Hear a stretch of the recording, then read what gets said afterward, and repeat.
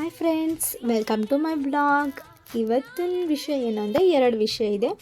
ಒಂದು, ಇವತ್ತು ನಮ್ಮದು ಆ್ಯನಿವರ್ಸರಿ. ಹಾಗೆ ಇನ್ನೊಂದು ಬಂದು ನಾವು ನೆರವೆ ಫಂಕ್ಷನ್ಗೆ ಹೋಗ್ತಾ ಇದ್ದೀವಿ. ಅದಕ್ಕೇ ನಾನು ಬೇಗನೆ ಎದ್ದೆ. ಅಂದರೆ ನಾನು ಅಲ್ಲಿ ಟೈಮ್ ಸ್ವಲ್ಪ ಲೇಟಾಗಿ ತೋರಿಸಿದ್ದೀನಿ ಅಷ್ಟೇ. ನಾನಂತೂ 3 ಗಂಟೆಗೆ ಎದ್ದು ಮನೆಯೆಲ್ಲ ಕ್ಲೀನ್ ಮಾಡಿ ಸ್ನಾನ ಮಾಡಿಕೊಂಡೆ.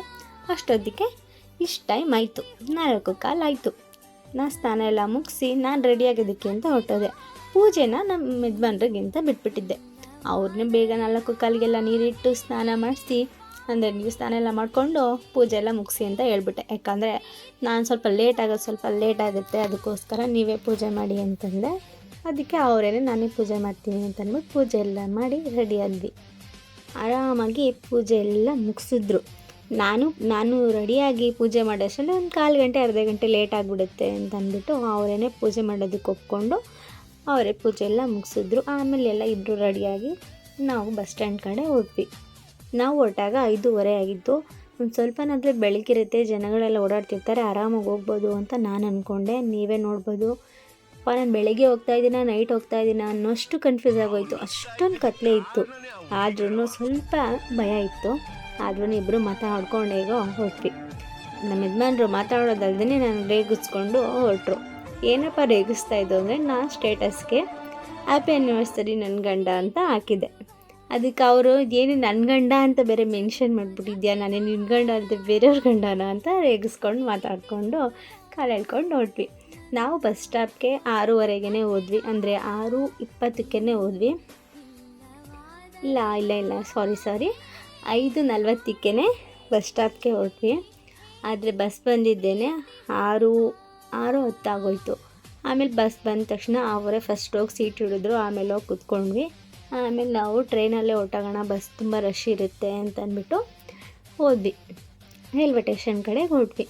ರೈಲ್ವೆ ಟೇಷನ್ಗೆ ಹೋದ ತಕ್ಷಣವೇ ಒಂದು 5 ನಿಮಿಷದಲ್ಲಿ ಒಂದು ಟ್ರೈನ್ ಇದೆ 6:15ಗೆ.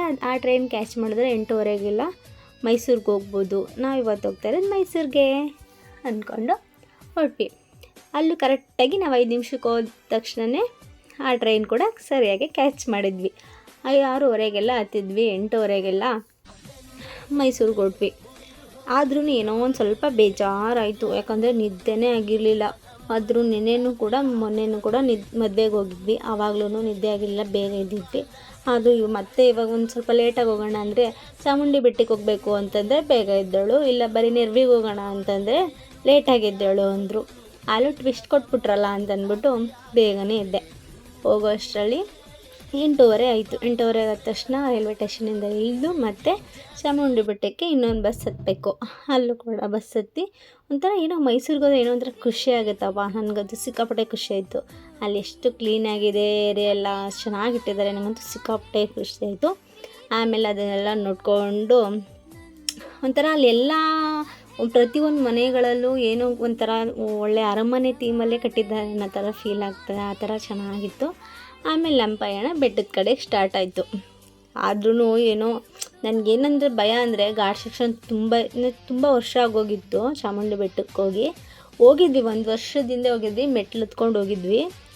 ಈ ಕಡೆಯಿಂದ ಬಸ್ಸಿಂದ ಹೋಗಿರಲಿಲ್ಲ. ಅದಕ್ಕೇ ಹೋದ ತಕ್ಷಣ ಹೋಗಬೇಕು ಅನ್ನೋ ಇದು ಖುಷಿಗಿಂತ ಎಲ್ಲಿ ಘಾಟ್ ಸೆಕ್ಷನ್ ಜಾಸ್ತಿ ಏನೋ ಮರ್ತೋಗ್ಬಿಟ್ಟಿದ್ನಲ್ಲ, ಘಾಟ್ ಸೆಕ್ಷನ್ ಜಾಸ್ತಿ ಏನೋ ಅನ್ನೋ ಭಯ ಆಗೋಗಿತ್ತು. ಆಮೇಲೆ ಅಷ್ಟೊಂದು ಘಾಟ್ ಸೆಕ್ಷನ್ ಅಂತ ಅನ್ನಿಸ್ಲಿಲ್ಲ. ಆಮೇಲೆ ಇಬ್ಬರೂ ದರ್ಶನಕ್ಕೆ ಅಂತಲೇ ನಿಂತ್ಕೊಂಡು ಫಸ್ಟು ದರ್ಶನ ಅಂತೂ ಆರಾಮಾಗಾಯಿತು, ಸಿಕ್ಕಾಪಟ್ಟೆ ಖುಷಿ ಆಯಿತು. ಆಮೇಲೆ ಅಲ್ಲೇ ದರ್ಶನ ಎಲ್ಲ ಮುಗಿಸ್ಕೊಂಡು ದರ್ಶನ ಆದಮೇಲೆ ಒಂದು 5 ನಿಮಿಷ ದೇವಸ್ಥಾನದ ಒಳಗಡೆನೇ ಕೂತ್ಕೊಳ್ಳೋಣ ಅಂತಂದ್ಬಿಟ್ಟು ದೇವಸ್ಥಾನದ ಒಳಗಡೆನೇ ಕೂತ್ಕೊಂಡ್ವಿ. ಆಮೇಲೆ ನಾವು ದರ್ಶನ ನಿಂತ್ಕೊಂಡಿದ್ದಾಗಲೇ film actor Sai Kumar sir ಬಂದಿದ್ದರು. ಅವ್ರನ್ನೂ ಕೂಡ ನೋಡಿ ನಮ್ಮ ಯಜಮಾನ್ರು ಗಮನಿಸೇ ಇಲ್ಲ, ಯಾರೋ ಸೀರಿಯಲ್ ಆ್ಯಕ್ಟ್ರ್ ಬಂದಿರಬೇಕು ಕಣೆ, ಅದಕ್ಕೆ ಸ್ವಲ್ಪ ಸ್ಟಾಪ್ ಮಾಡಿಬಿಟ್ಟವ್ರೆ ಅಂತಂದರು. ಹೌದಾ ರೀ ಅಂತ ನಮ್ಮ ಮುಂದೆನೇ ಹೋದ್ರು, ಅವ್ರು ಕಂಡುಹಿಡಿಲೇ ಇಲ್ಲ. ಆಮೇಲೆ ನೋಡಿ ಹತ್ರ ಬಂದಮೇಲೆ ಕಂಡುಹಿಡಿದ್ರು. ಆಮೇಲೆ ನೋಡಿದ್ವಿ. ಆಮೇಲೆ ನೋಡಿದ್ಮೇಲೆ ಈ ಕಡೆಯಿಂದ ಹೋಗ್ಬೇಕಾದ್ರೆ ತಿಂಡಿ ಕೊಡ್ತಾಯಿದ್ರು, ಮಾಮೂಲಿ ದೇವಸ್ಥಾನದಲ್ಲಿ ಅದು ಕೊಡ್ತಾಯಿದ್ರು. ಅದನ್ನು ನಾವು ದರ್ಶನ ಮಾಡ್ಕೊಂಡ್ಬಿಡೋಣ ಅಂತ ಹೋದ್ವಿ. ಆದರೆ ಅಲ್ಲಿ ಆ ಕಡೆಯಿಂದ ಬರೋ ಅಷ್ಟರಲ್ಲಿ ಅಲ್ಲಿ ಬಾಗ್ಲಾಕ್ಬಿಟ್ಟಿದ್ರು ಅಂದ್ಬಿಟ್ಟು ಅಲ್ಲಿ ಹೋಟೆಲ್ ಇತ್ತು. ಅಲ್ಲಿ ಹೋಟೆಲಲ್ಲೇ ತಿಂಡಿ ಮಾಡ್ಕೊಂಡು ಮತ್ತೆ ರಿಟರ್ನು ಹೊರಟ್ವಿ. ಯಾವ ಕಡೆ ಅಂದರೆ ನೆರವಿ ಕಡೆಗೆ ಅಂತ ಹೊರಟ್ವಿ. ಆಗ ಹೋಗ್ಬೇಕಾದ್ರೆ ನೋಡಿ ನಾವು ಹೋಗ್ಬೇಕಾದ್ರೆ ಅಷ್ಟೊಂದು ಬೆಳಕಿರಲಿಲ್ಲ. ಇವಾಗ ನೋಡಿ ಫುಲ್ ಸಿಕ್ಕಾಪಟ್ಟೆ ಬಿಸಿಲು ಅಂದರೆ ಬಿಸಿಲು. ಮತ್ತೆ ರಿಟರ್ನ್ ಒಂದು ಬಸ್ ಹತ್ತಬೇಕು. ನನಗನ್ಸುತ್ತೆ ಮೈಸೂರಿಗೆ ಹೋಗೋದೇನೋ ಸರಿ, ಆದರೆ ಇಲ್ಲಿಂದ ಅಲ್ಲಿಗೆ ಹೋಗೋದು ಅಂದರೆ ಫಸ್ಟ್ ಸ್ಟಾರ್ಟಿಂಗಲ್ಲಿ ಬೈಕಲ್ಲಿ ಹೋದರೆ ಆರಾಮ್ ಅನಿಸುತ್ತೆ, ಕಾರು ಆ ಥರ ಎಲ್ಲ ಹೋದರೆ. ಅದು ಬಿಟ್ಟು ನಾವು ಬಸ್ಸೇ ಕ್ಯಾಚ್ ಮಾಡ್ತೀವಿ ಅಂದರೆ ಅದೇ ಟೈಮ್ ಹಿಡಿಯುತ್ತೆ ಅನಿಸುತ್ತೆ. ಯಾಕಂದರೆ ನಮಗೆ ರೂಟ್ಗಳು ಗೊತ್ತಿರೋಲ್ಲ, ಯಾಕಂದರೆ ನಾವು ಅಪರೂಪಕ್ಕೆ ಹೋಗೋದ್ರಿಂದ ಅಲ್ಲಿ ಹತ್ತದ ಇಲ್ಲಿ ಹತ್ತದ ಅಂತ ಅವ್ರು ಕೇಳ್ಕೊಂಡು ಇವ್ರು ಕೇಳ್ಕೊಂಡು ಬಸ್ ಹತ್ತಿ ಅಲ್ಲಿ ಹೋಗೋ ಅಷ್ಟರಲ್ಲೇ ಟೈಮ್ ಆಗಿಬಿಡುತ್ತೆ ಅನಿಸುತ್ತೆ. ಆಮೇಲೆ ಮಾತಾಡಿಕೊಂಡು ನೋಡಿ ಮೈಸೂರು ಅರಮನೆ ಎಲ್ಲ ನೋಡಿ ಎಷ್ಟು ವರ್ಷ ಆಗಿತ್ತು ಅನ್ನೋ ಥರ ಫೀಲ್ ಆಗುತ್ತೆ.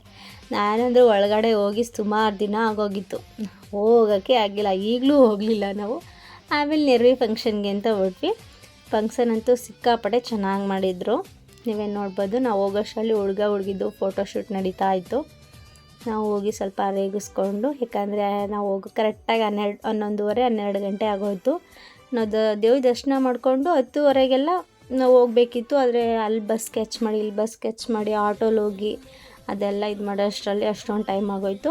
ಸರಿ ಅಂದ್ಬಿಟ್ಟು ಆಮೇಲೆ ಊಟಕ್ಕೆ ಅಂತ ಹೊರಟ್ವಿ. ನೋಡಿ ನಾನು ಒಬ್ಬಳೇ ಕೂತಿದ್ದೀನಿ ಸಿಂಗಲ್, ಯಾಕೆ ಅಂತ ಅನ್ಕೊತಾ ಇದ್ರ, ಯಾಕಂದರೆ ನಾನು ವೆಜ್ಜು, ಅದಕ್ಕೋಸ್ಕರ ನನ್ನ ಆ ಕಡೆ ಕೂರಿಸ್ಬಿಟ್ಟಿದ್ದಾರೆ. ಈ ಕಡೆನೇ ಯಜಮಾನ್ರು ನಾನ್ ವೆಜ್ ತಿನ್ನೋಕೆ ಹೋಗಿದ್ದಾರೆ.